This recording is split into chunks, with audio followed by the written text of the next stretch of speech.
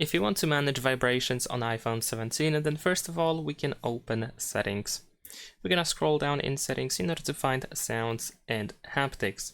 And over here, we can start by going to the ringtone and alert section where we have haptics in here. So you can decide if you want to let your iPhone 17 play haptic or use haptics when iPhone rings or receives an alert.